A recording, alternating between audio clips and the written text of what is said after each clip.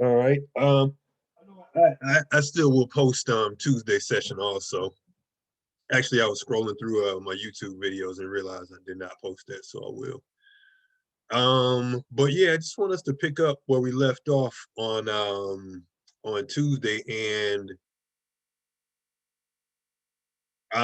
just talk just a few more elements of revision editing, as you're putting your papers back together. And remember, good people, the final draft of your instructor chosen essay is due Tuesday. So, make sure you get that in so we can go ahead and get started on the next essay, which is the essay about the book. All right. For you all, we got about a month left in the semester, so we're right where we need to be. All right. Also, remember Thursday of next week will be your midterm, and I will talk more about that. You still got to eat. Okay. Okay, Robert. I will talk more about that.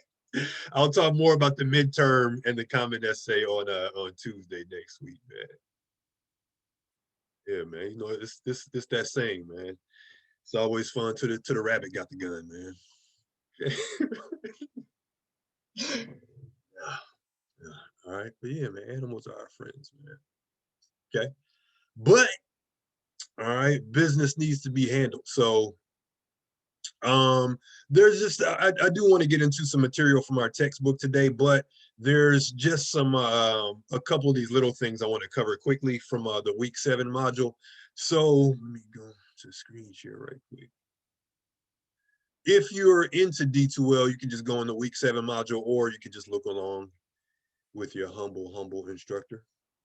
All right, and I want to just look at, oh yeah, avoid fillers. So I'm going to click that. Mine's already clicked, so I'm just going to pretend to click it.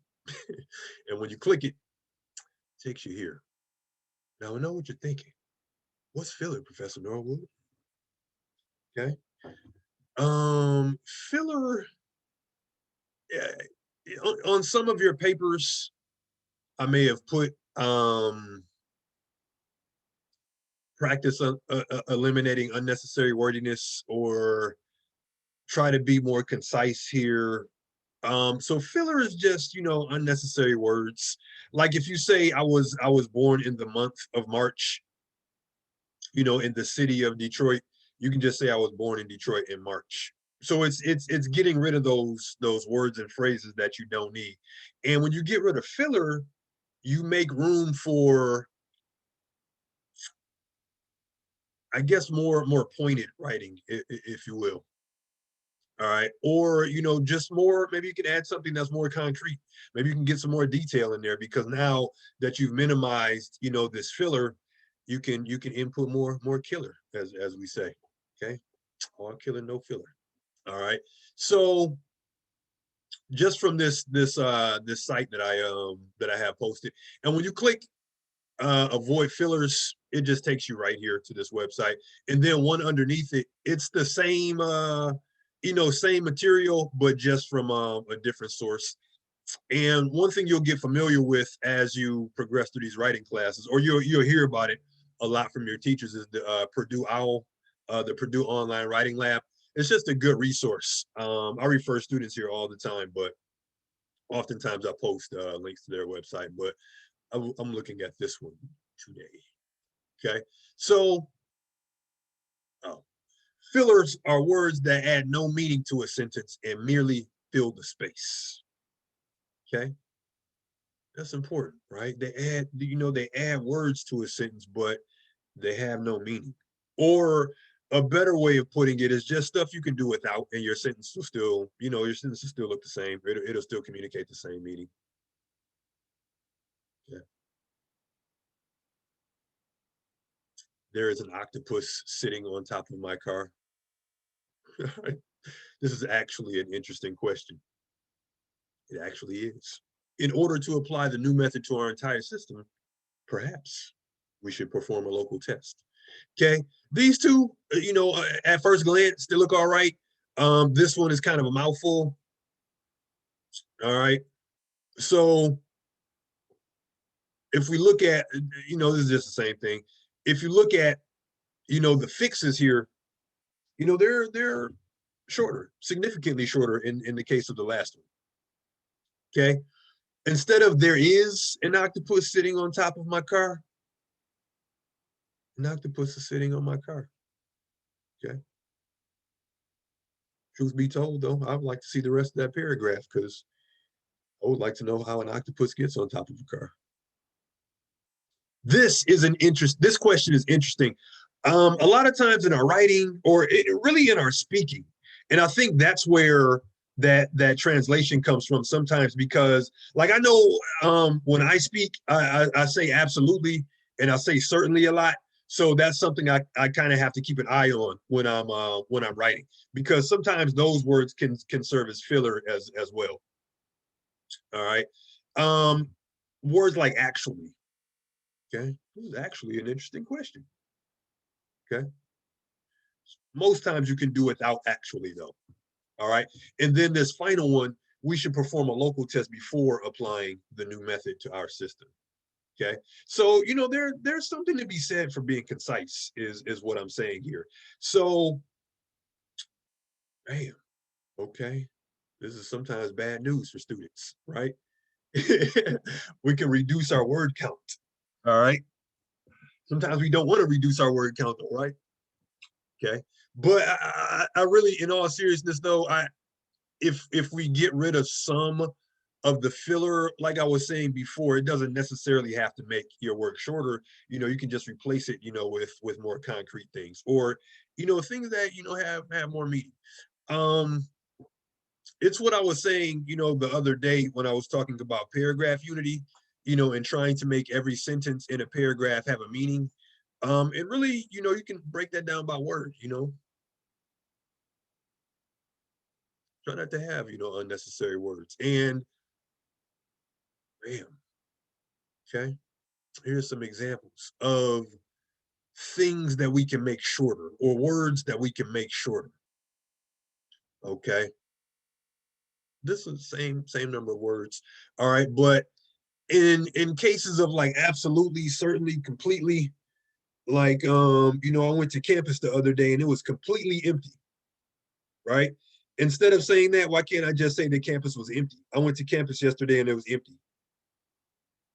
All right. And I get sometimes we want to show a little bit of emphasis, but we have to pick our spots when we do that. All right. Definitely don't, rely on these filler words. And if you're or as you're revising your paper, and you have a draft and you're looking back over it, check out each sentence. Can I say this with a little bit more concision? Can I be more concise here? Do I have words that I don't need here? And this can ring true as well, if your paper, is at 6 pages or beyond. All right. Think about what can be cut. Sometimes that is cutting detail, but sometimes that's just communicating your message using fewer words. Okay. All of the can just become all of the cells ruptured, all the cells ruptured. Okay, weather. I don't see as to whether a lot, but I do see whether or not. Most times when you say whether or not, you can just say weather. I didn't know whether or not it was gonna rain. Okay, you can just say I didn't know whether it was gonna rain or hail. Okay, all right. At all times, yeah, this one I don't see this one. I see this one a lot. Due to the fact 99 times out of 100, when you have due to the fact, you can just say because. All right. Fewer words. Okay. We must ration our daily intake because of limited resources instead of due to the fact. Or, you can just and this goes for most sentence errors or even like syntax errors. An option, rearranging the sentence is always an option, right? And in fact, when you read your papers back to yourselves, or even if you're reading it out loud, sometimes you may say it's like, what, I want to I want to keep this idea, but how can I say this differently? Or can I say this differently? All right. can I say this differently? And that's part of the revision process as well. So that's another reason why I just want you to, first step of revision, read through your paper. Read through your paper. Okay. Then, look at the feedback. But ultimately it's your paper and you're going to decide, what goes and what stays. Okay, for all intents and purposes, I don't see this a lot, but typically when you say for all intents and purposes, you don't need that. You can just get rid of that completely. Oh, I see this one a lot too. I see has the ability to or is able to, when you can just say can. Okay. Jackson has the ability to mesmerize an audience with his charm. Okay, is that Michael Jackson? All right. Or you can just say Jackson can mesmerize an audience with his charm.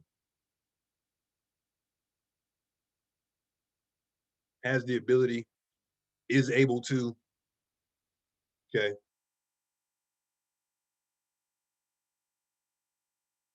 This next one. All right. Let me see if there's any more before.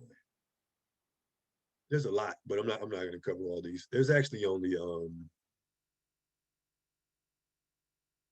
yeah, just one more after this one, but I do want to spend a little time on this one. Okay. There's a couple issues with this one. One, it includes unnecessary words, but one of the main issues, and it also uses first person point of view. And as I said in Tuesday's session, first person point of view, some teachers are cool with it, some are not. For me, it just depends on the assignment. But if typically, and this is English 1510, but if I don't say, you can, like, first person point of view is okay on this assignment, then it's not. Because traditionally it's avoided in academic writing, unless you're writing a narrative like we're doing now. All right. But I believe, in my opinion, I think,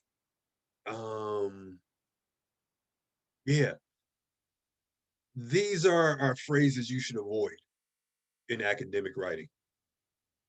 I believe, in my opinion, I think. Okay. Just start with whatever you're going to say after I believe.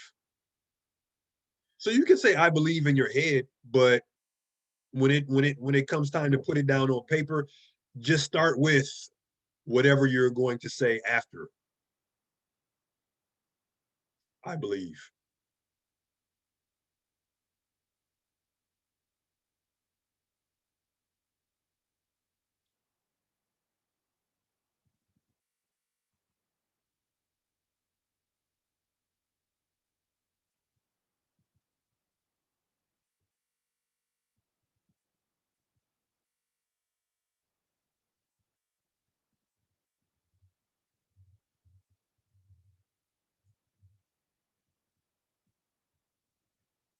Okay. So instead of I believe schools are ready to return to face learning,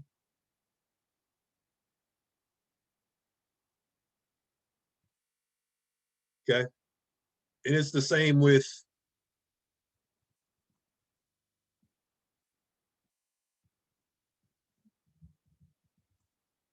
all right, you can get rid of all this.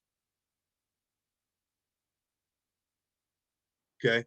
And you can just say whatever you're going to say after I believe. One, and then it's kind of redundant for you to say I believe, because when your reader sees your name on your paper, they're gonna know, they're reading your beliefs, your opinions, or whatever.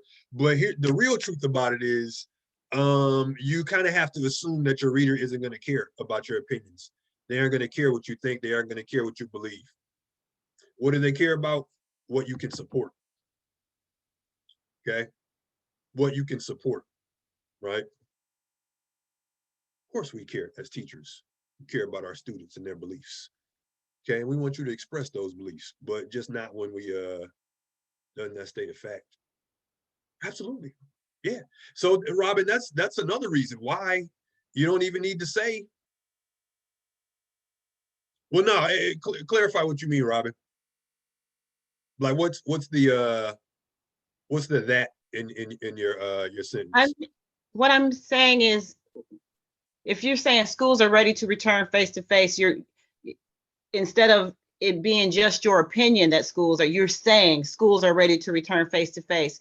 Wouldn't Absolutely. that depend on what you're writing about? And That's it, that's where I'm going next, because the remainder of this paragraph would be like justifying why, right? So I would definitely follow this up with just some reasoning and some evidence. All right. So and so that's the thing, right? When you say I think I, or you don't need to say I think I believe in my opinion, because whatever statement you make, your job then, is to support it. Okay. So now you say, or I say, schools are ready to return to face-to-face learning. Now your reader's thinking, well, show me how that's true. Okay. Show me how that's true. Or let's say this is a thesis statement, for your paper, right? Schools are ready to return to face-to-face learning. So the remainder of your paper is going to be supporting this idea. All right.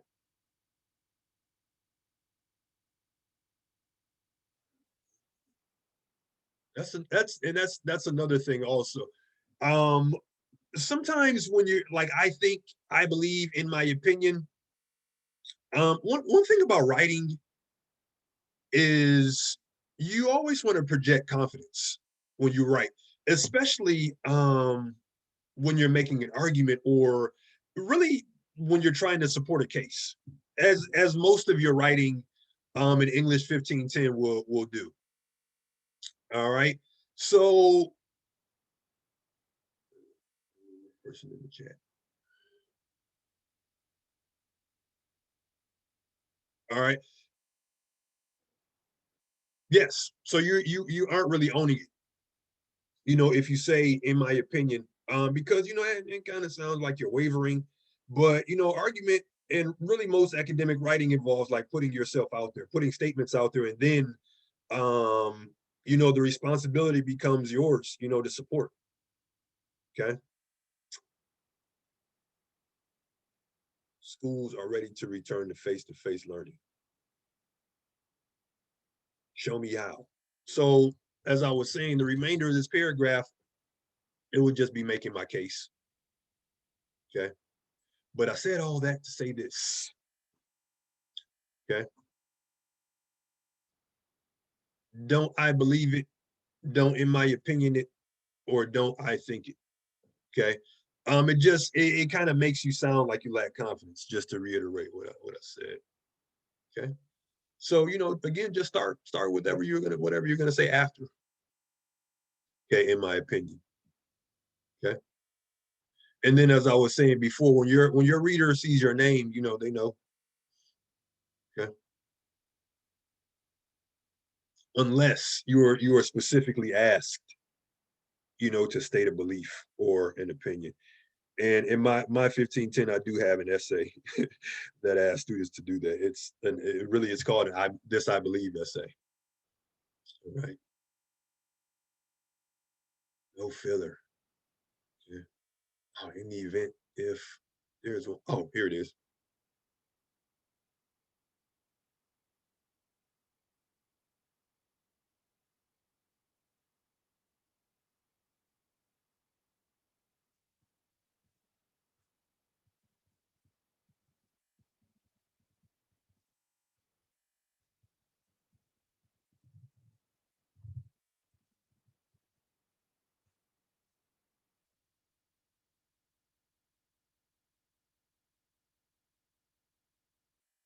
Okay. Here's the unnecessary part. All right. Why you want to make your reader read extra stuff? Okay. So now I said all that to say, all of this, it begins with practice. Okay. So, as you're putting that final draft together, All right. Just start looking, for areas where you can be more concise. Am I being a little wordy here unnecessarily? Sometimes you have to use your words to describe. I get that 100%.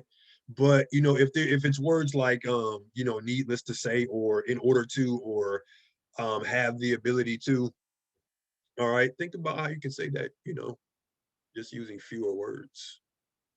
Okay. Now, let's go somewhere we haven't been in a minute. Okay. Little Seagull. All right. Little Seagull handbook. Okay, we're about to get our $15 worth. And to travel here, again, you can just look on me, but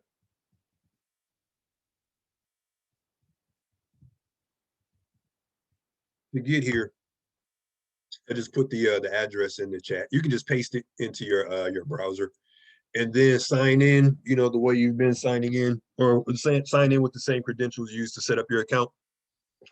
And then let's go into the Little Seagull handbook. Okay. I'm gonna start using this thing a lot more since we're just about wrapping up Born to Crime. A challenge I make to my students, all my 1060 students, um, once we finish the book, don't let it be the last book you read this year. Set a goal for yourself, right? Say you want to read 2 more books, 3 more books, 5 more books. Okay. Set a goal and stick to it. Okay. Now, um, I know we've been like talking about sentences and paragraphs, but again, we just have to make sure we have our foundation. Okay. And a couple sessions ago, um, I mentioned that if you were taught to think about paragraphs in terms of a predetermined number of sentences, try to liberate yourself from that. All right, because it's more helpful or more beneficial to visualize paragraphs in terms of the qualities they should have. And again, those qualities are unity, coherence, and development. Okay. Unity, coherence, and development. So if on your paper you saw, right, practice paragraph unity in your next draft, or if you saw, practice strategies for paragraph coherence, um, unity just means, focus on one idea. Focus on one idea per paragraph. And we covered that Tuesday, but I just want to reinforce it with some material from the book. Okay. Stick to one idea, right? If you're in 11th grade algebra and you're really struggling because you have exam anxiety, right? Discuss that in that paragraph, right? But when you discuss how that struggle in 11th grade algebra affected whether you're going to graduate, that will be in a new paragraph. Okay. So, stick to one idea per paragraph, and then in the revision process, just like we discussed before, you're going to go back and look at sentences that do not belong. Okay. Our book, and this is an analogy I use all the time. All right. The main idea, of your paragraph, whether it's a narrative or whether it's some other, type of essay. All right. The main idea of a paragraph is like your invisible fence. Okay. So if I'm talking about,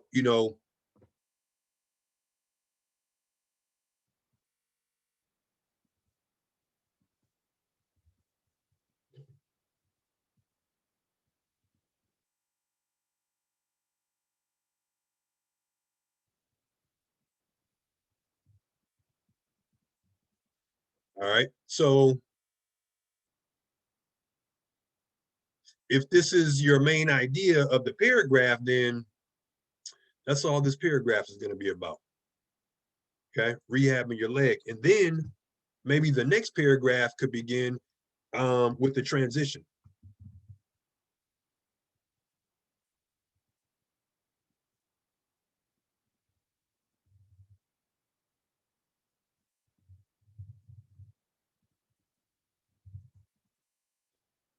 All right.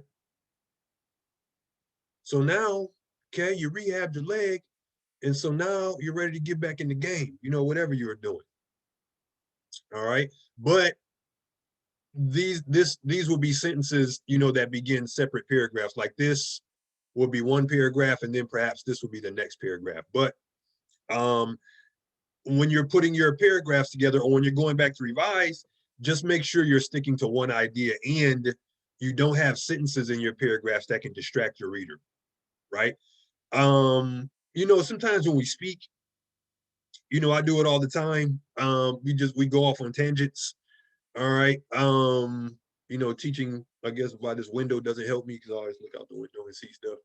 All right, but we can be a little bit tangential, when we're speaking because the conversation just flows like that sometimes. But as we're writing, we don't want to have tangents in our papers, right? Or we don't even want to make like these interesting observations in our papers. If you recall, a couple sessions ago when I was showing you the example of paragraph unity, there's a passage about a person waiting in line at the ATM that fit in the paragraph, but then the person, saw someone they knew from their past. That person had kids the same age as them. And then the paragraph got kind of thrown off track. All right. So when you're revising, check for those sentences. Okay. Let's look at this one. All right. Because this one is a paragraph that's, written in a narrative style. All right. And, this is a unified paragraph. Okay. And we'll come back to topic sentences when we do our common essay. And I'll say that because sometimes in narrative writing, we have what's called an implied topic sentence, meaning after reading the paragraph, your reader knows what it's about. Or even as they're reading the paragraph, they know what it's about. Why? Because every sentence serves the same purpose. Okay. Every sentence in that paragraph serves the same purpose. All right.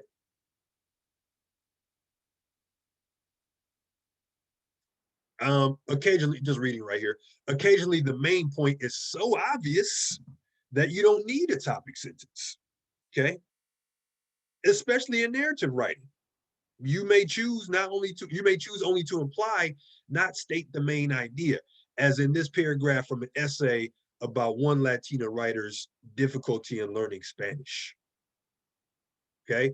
So every sentence in this paragraph is going to be about what this writer's difficulty, this writer's struggle to learn Spanish. Every sentence is going to serve that purpose.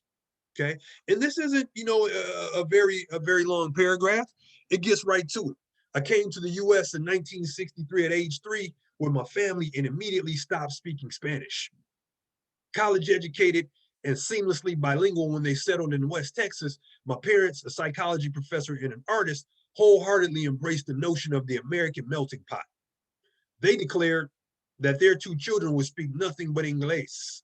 They will read in English, write in English, and fit into Anglo society beautifully.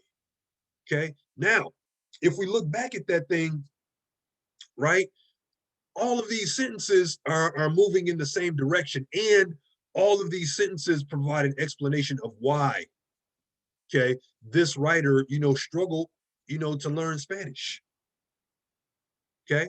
So when you look back over your own paragraphs, right, ask yourself, are all of the sentences in this paragraph serving one purpose? Okay. If you have sentences in there that, stray away from that purpose or stray away from that main idea, you have to get them out of there. Okay. You can revise those sentences to make them fit. All right, meaning like tailor them to fit in that paragraph, or you can get rid of them. All right, put them in a new paragraph, because when you have to get rid of sentences, doesn't always mean that they're quote unquote bad. Okay, even though good, bad are terms I don't like to use when I discuss writing. All right, but um doesn't necessarily mean that there's something wrong with the sentences. It just means that they don't fit where you have them. You know, they could just as easily be in a new paragraph. Okay. Now, let's look at this thing. Okay. Let's look at this one. All right. Same essay. Same essay. Okay. En se habla español, Tanya Mari. Not the same essay, but this is essay about the essay, if that makes any sense. En se habla español, Tanya Maria Barrientos notes some difficulties she encounters as a Latina who is not fluent in Spanish. Bam. That's what the main idea is. Previous generations of immigrants were encouraged to speak only English. And we see that's not my strike through, that's the book strike through. All right, why it's crossed out. Okay. Why is it crossed out? It's about language. It's about English. Okay. But it's not about Tanya. When someone poses a question to her in Spanish, she often has to respond in English. So you see how this paragraph, this sentence is about Tanya. This one is about previous generations of immigrants, but this one goes right back into the discussion of Tanya's struggle, as a Latina who's not fluent in Spanish. In other instances, she tries to speak Spanish but falters over past and future tenses. Okay, again, we're back on track. We're back aligned, with our main idea. Situations like these embarrass Barrientos and make her feel left out of a community she wants to be a part of. Okay, we're back on track. Native Guatemalans who are bilingual do not have such problems. All right, I'm sure they don't. But again, what does that have to do with the overall idea of this paragraph? Okay. And that's a question you should ask yourself, if you have a question about a sentence. What does this have to do with the overall idea of this paragraph? Okay. What's the connection to the bigger picture of this paragraph? All right. Or, okay, is this something that can distract my reader from the main point that I'm making? Okay. Or you can take it further. Okay. Is this filler? Okay. Is this a sentence I don't really need? Okay. So check your paragraphs for unity, right? And as I was saying about filler, it just begins with practice. Okay. What we practice grows stronger. Right. So, practice eliminating or practice recognizing and then eliminating, sentences that can distract your readers. Okay.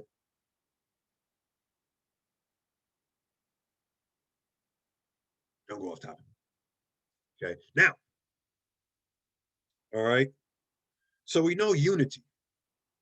That just means all of our sentences in the paragraph move in the same direction, support one main idea, whether that idea is explicitly stated in a topic sentence or whether whether the topic of it is implied.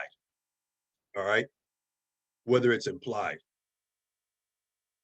Just make sure all of the sentences in that paragraph serve one purpose. Okay, new idea, new paragraph, new phase of your narrative, new paragraph.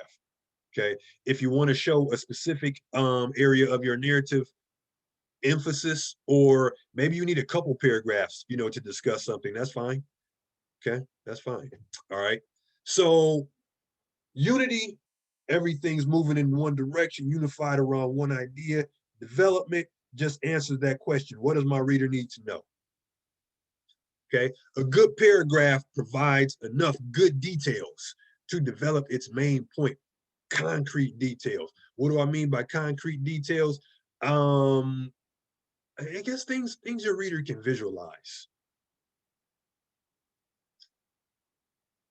Things your reader can visualize. Meaning,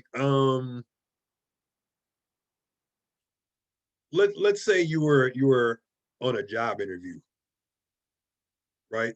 And the person interviewing says, well, discuss a specific time where you had to be helpful, on your last job, where you had to help somebody on your last job. Okay. And you start saying, well, I like being helpful. Being helpful is so, it's so good. I help people all the time. You didn't really answer that question. Okay. A specific example would be, there was a person in my office, they didn't speak English very well, but we were able to establish common grounds of communication by doing, X, Y, and Z. All right. So that's that. And I put that on some of you all's papers as well. Think about using more concrete examples. All right. Instead of, more general examples, because concrete examples, just like I was saying, help your reader visualize, what you're discussing. Right.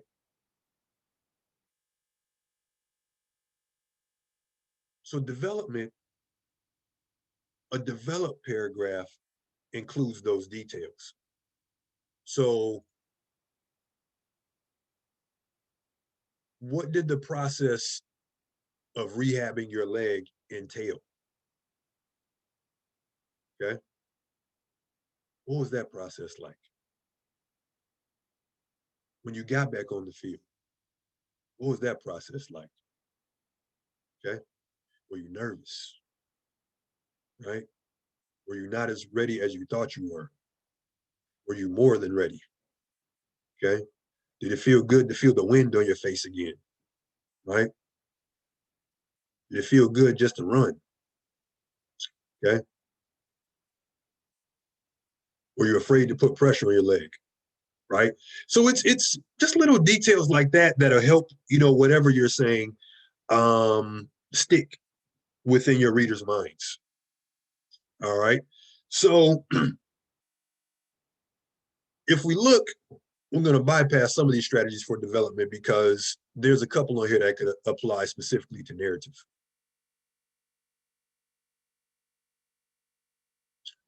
First one is using descriptive language. What is descriptive language? Okay, descriptive language is language that evokes the senses. Okay, or words that help your reader paint mental pictures. Okay. Chuck Yeager. Yeager grew up in Hamlin, West Virginia, a town on the Mud River, not too far from Nitro, Hurricane, Whirlwind, Salt Rock, Mud, Side, Crum, Leap, Dolly, Ruth, and Alum Creek. Okay. Those all sound like interesting places. All right. And this paragraph is full of detail. Okay.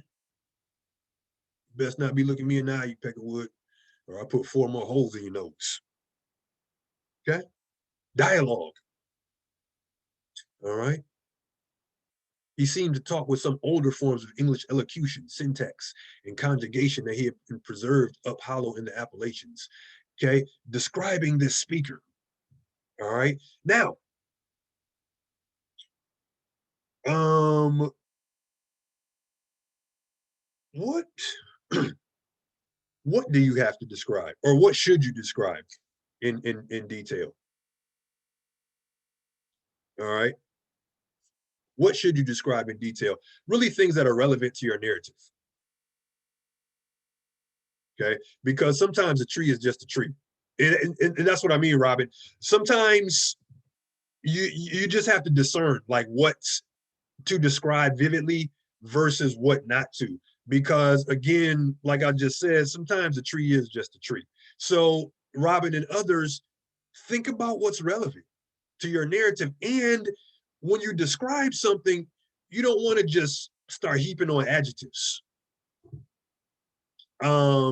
just because you want to take up space. So Robin and others, when you just start piling on adjectives, right, that's when you go into filler territory. But if you're right, if you if you have the experience of like sneaking in the house, right, and you thought you were being slick, all right, you thought you were home free, but as soon as you go in the house, right, Who do you see? Mom, okay, or dad, or whoever lays it down in your house. All right. Describing that look on their face, that'll go a long way for your reader. Okay. Maybe even describe what she said or what he said to you. Okay. Scenery, absolutely, Sharon. Scenery. Okay, that's another thing. Where some description would pay off. All right. But I think it all goes back to that question. Um, is this essential, to my main purpose, or should I go with like minimal detail for this, minimal descriptions for this? Okay. And then sometimes it's just a word or two.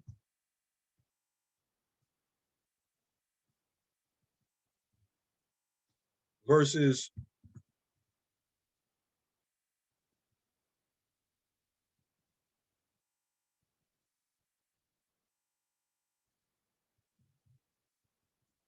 okay, so this can mean anything to anybody. Okay. Depending on what region you're in, right? Hot means different things. Okay. But now, if you say it was one of those hot and sticky days, now your reader's thinking, humidity. Yeah. Man, one of those days we get out the shower and start sweating immediately. Okay. One of those days. Okay. So one of the things that I think about is just I remember a student wrote about just spilling some oil in the garage. And, mom was like, man, wait till your father gets home. So he kind of described, dad walking up the driveway, hearing the gravel, crunch underneath his feet. So he made this, what in real life probably took about 5 seconds. He really unpacked, that experience to give the reader, a good visual representation. So ask yourself, when can I, provide some more detail here? When can I give my reader this visual experience? Okay. And then other instances, do I really need to describe this? Is this important to my narrative? Or is this important to what I'm writing? Not important is a wrong choice of words. Um, is this serving my larger purpose? Meaning, will this description serve my larger purpose? Or, like Robin said, is it just filler? Okay. Is it just filler? These are the revision questions. Okay. I'm glad you asked that. Okay. Now, narration, another way to develop a paragraph. That's what we're doing right now. Okay. But again, just keep in mind, right? Development. What does the reader need to know? What do they need to know? Okay. And for us, writing these narratives, how can I use my words to recreate these experiences?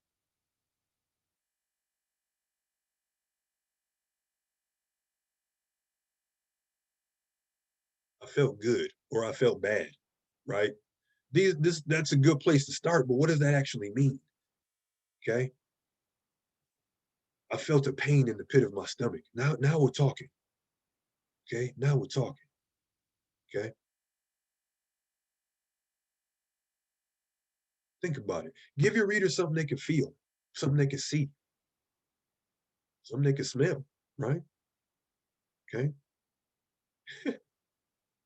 Dumpster juice. I remember one of my students used that phrase in a paper. That's burned into my brain now. It smelled like dumpster juice. Okay. And I don't know if you've ever smelled dumpster juice. Okay. It's not pleasant. All right. Not pleasant, especially on a hot and sticky day. Okay. So unity.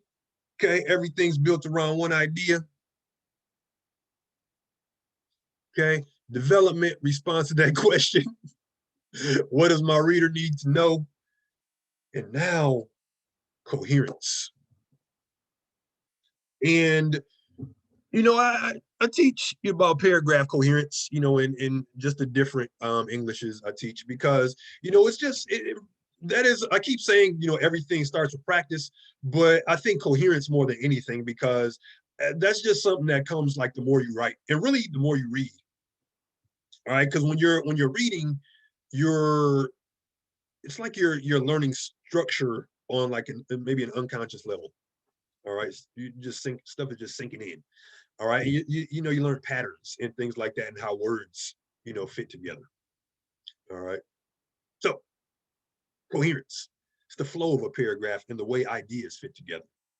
Okay, and on a lot of papers, and this is I read I had two sections, and on a lot, in both sections I put practice paragraph coherence, or try strengthening the connection between your ideas. Okay, strengthen the connection between your ideas. Try to have each sentence flow into the next one. Okay, any reading suggestions? Yes. Okay, really, my suggestion for anyone, start with what you're interested in. Okay, start with what you're interested in. All right, but if you just want a general book, right, keep in the house, right, people's history of the United States, lies my teacher told me. Okay, these are good books to have around. Okay, writings of Khalil Gibran, right, if you want some philosophy. Okay, but I can post a book list if that's what we're interested in. But yes, I encourage students and just people in general to read, man. Really, when you learn to read, and you learn to think critically, you learned about 80% of what you need in life. Okay, and the other 20% is learning to love. Right? But I guess you can swap those percentages around however you want. All right, all right. Coherence. Oh yeah, okay, I will, man, I will. Okay, interested readers. It always makes my day. Okay, Stephanie and John, you guys get automatic A's for the semester. Very good. Okay. Now I got 3 automatic A's. All right, no. It's too late, man. It's too late. Okay. I was gonna say if somebody else got tried to get in there, it's too late. Okay. One way, one way to achieve coherence, repetition. Okay. Repetition doesn't mean saying the same thing over and over again, repeating the same ideas. Does mean sometimes saying the same word just for effect, though. Sometimes on papers I'll put like be specific here, okay? And repetition can help you. All right. Not that long ago, blogs were one of those annoying buzzwords that you could safely get away with ignoring. The word blog, and then we skip down. Unlike a big media outlet, blogs focus on their efforts on narrow topics. Too much computer and screen time today. Blogs can be about anything. There are blogs about blogs. Okay. But if we look at this second, or let's look at the first couple sentences. Not that long ago, blogs were one of those annoying buzzwords that you could safely get away with ignoring. The word is short for weblog. So if I saw like the word is short for weblog, I would just say, practice using repetition for coherence. Okay. Again, that doesn't mean like repeating the same idea in different ways. It just means sometimes you need to say the word, just for emphasis. Or, okay, there aren't too many synonyms for blog, but if you're using a word, that has a few synonyms, different words, same meaning, that can really like add some life to a paragraph. Predictably, the love of cinema has waned. Okay, that's one word, for film. People still like going to the movies, Okay, 2 words. And some people still care about and expect something special necessary from a film. So in the first 2 sentences, we have cinema, movies, film. Okay.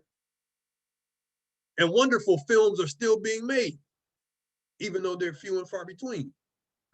But one hardly finds anymore, at least among the young, the distinctive cinephilic love of movies, which is simply not love, but of a certain taste in films. Cinema, movies, film, film, movies, films. All right. Practice using synonyms. Okay. Parallel structure. Um, just using the same grammatical structure. And okay,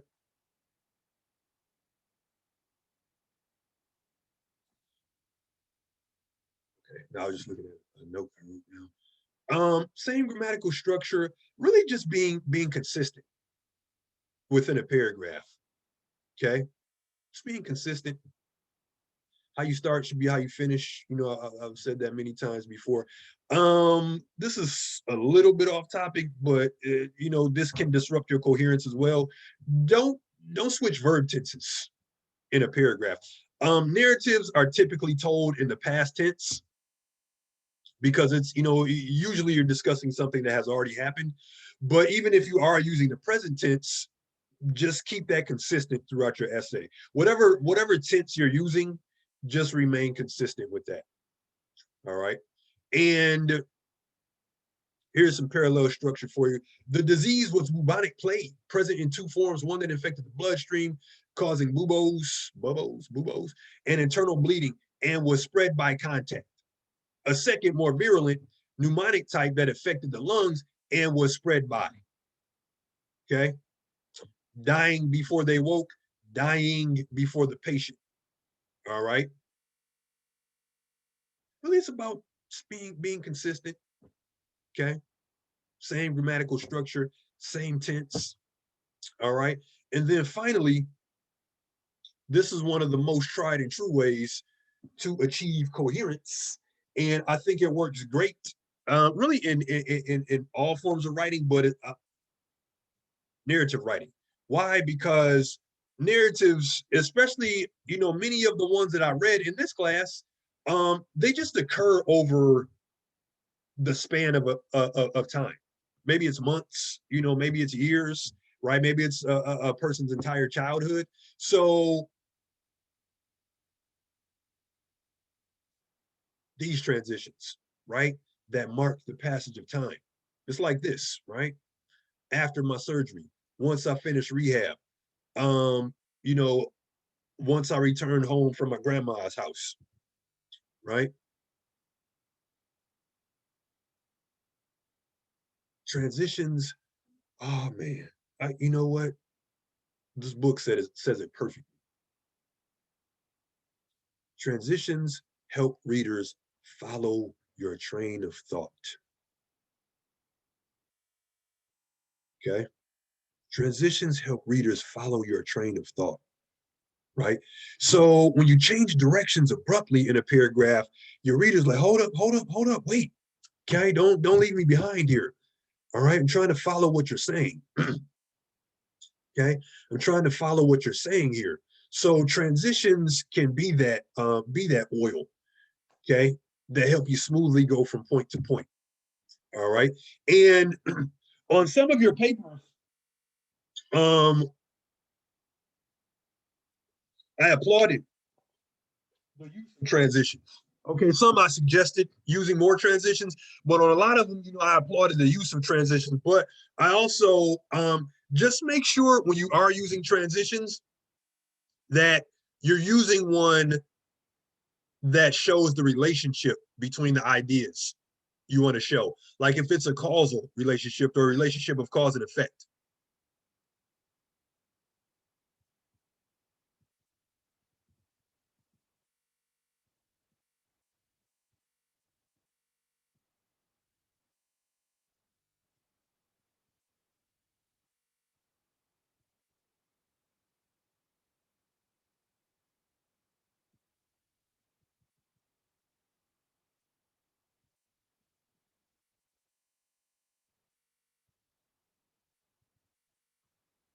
Okay. So, a causal transition. All right. Causal transitions. Professor Norwood, Yes. I have a question. So as a result, that's not a filler? No, no, absolutely not. No, Okay. it's just a transition. Okay. Because it's not filler because it connects this sentence to this sentence. Okay. All right. So this is the cause, and then this is the effect, right? And this occurred as a result of this. But if we just have this, it's difficult for our reader, to follow our train of thought, right? What's the connection here? So again, we're expecting our reader to make that connection when we can make it for them. Okay. And it doesn't have to be, as a result. All right. But I was saying, like, bam. Okay.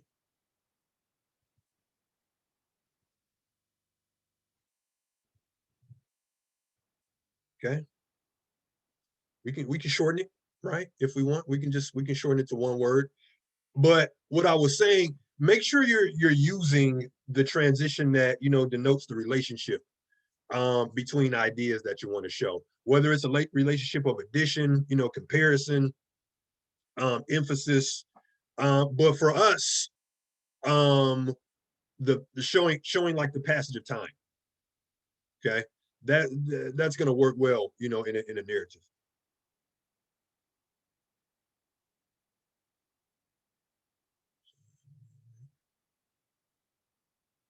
Okay, that's cool.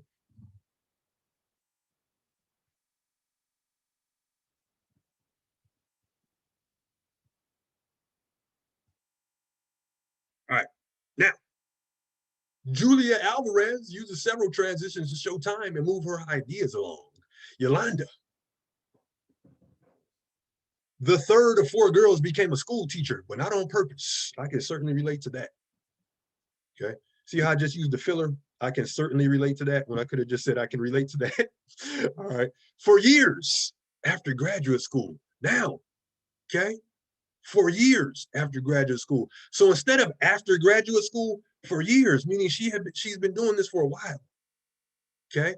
For years after graduate school, she wrote down poet under profession in questionnaires and income tax form. And later came another transition showing the passage of time, amended it to writer slash teacher. Finally, acknowledging that she had not written much of anything in years, I can relate to that too. She announced to her family that she was not a poet anymore. Okay, you're always a poet. Okay, just take breaks. All right. 4 years later, finally, in years, all transitions. And I like this part. Okay, certainly transition show time, but move our ideas along. And back, if we go back to the back to our heading here, helps readers follow your train of thought. Okay, that's important. That's important. Okay, you could be delivering the most critical information to your readers. Okay, well researched. Okay, everything is fact checked. All right, you did your due diligence, so to speak. But if it's written in a way that your reader finds difficult to follow, there's a risk that they're going to disengage, and all of this great stuff you're telling them is going to fall on deaf ears. Okay, that's why coherence is so important, because it's one thing to have your content and what you're saying intact, but then it's like, okay, now I know what I want to say, or I even have what I want to say in a draft. But now the revision process oftentimes is about how you're going to say it. Okay, and the how is you want your writing to be flowing smoothly, and you want your reader to be able to follow your train of thought. Okay, um, just remember that they aren't in your head with you. Okay, you have to assume, and I know assume is a bad word, but you have to assume that they don't know what you mean. Okay, They don't know what you mean.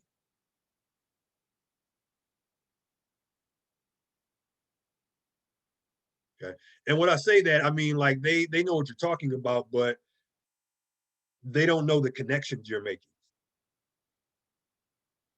Okay. So make it clear, make it clear, make it clear. Okay. Bam. Okay. Let's look at this last sentence of this paragraph because on some of your papers I put, practice using transitional phrases to help you connect your ideas between paragraphs. So this means that even if a text is being adopted for the first time at a particular college, there is almost certain to be an ample supply of used copies. As a result,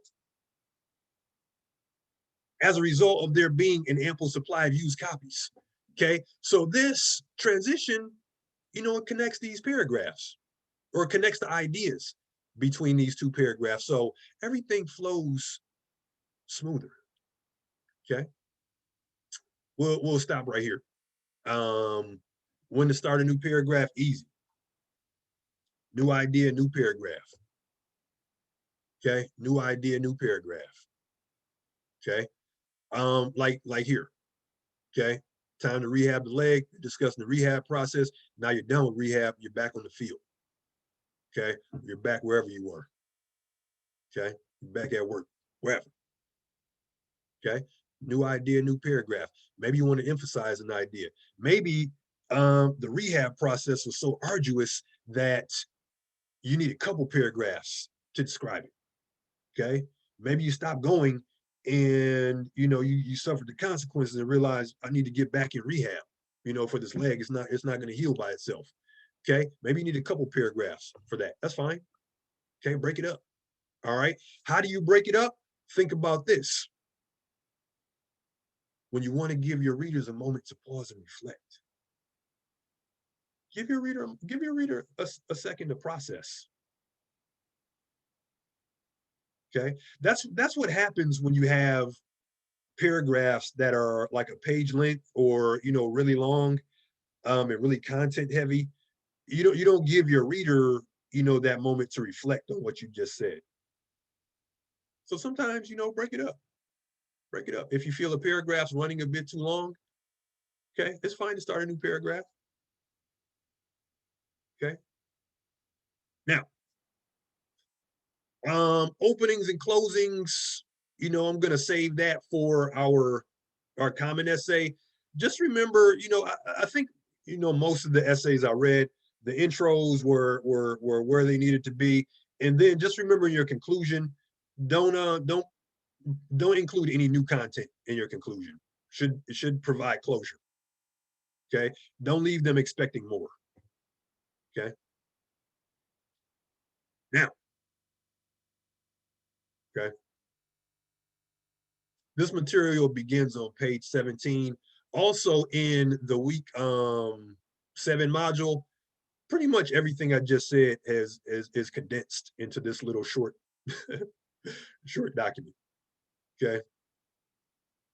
And most textbooks, right? Most English textbooks, composition textbooks, you're gonna find unity, coherence, and development in there somewhere.